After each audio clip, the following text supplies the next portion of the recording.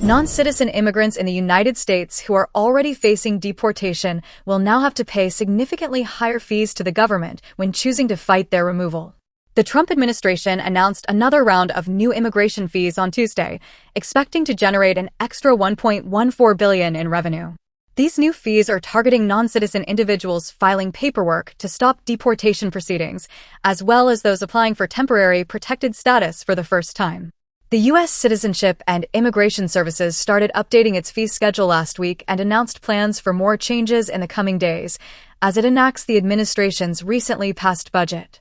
The ER-29 Notice of Appeal form is one of these documents that applies to non-citizens using the U.S. court system to fight potential deportation back to their home countries. The fees for the ER-29 recently rose by more than 800%, from $110 to $1,010. Applicants filing forms postmarked July 22, 2025 or later must pay these new fee amounts. According to usafacts.org, nearly 2.6 million immigrants were authorized in 2022. The Department of Homeland Security estimates more than 11 million unauthorized illegal immigrants are in the U.S. The $4.8 billion spent by the U.S. Citizenship and Immigration Services Department was an excessive amount for 2024 alone.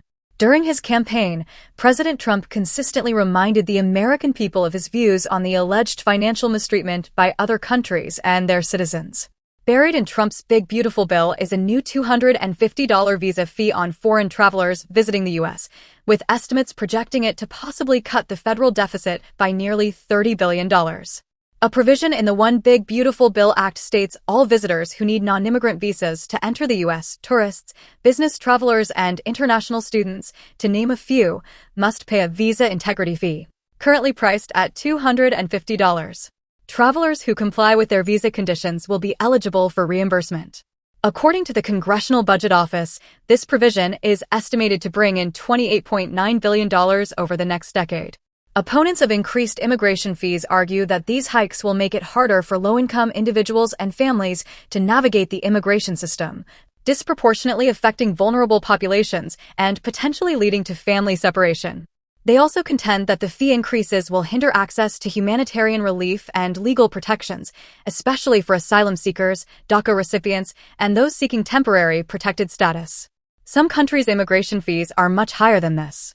In the UK, for example, a skilled worker visa can cost up to £1,700, close to $2,400. The UK also requires more than £1,000 for a healthcare surcharge. Are these fees for US immigration too much? Or were they way too low to begin with?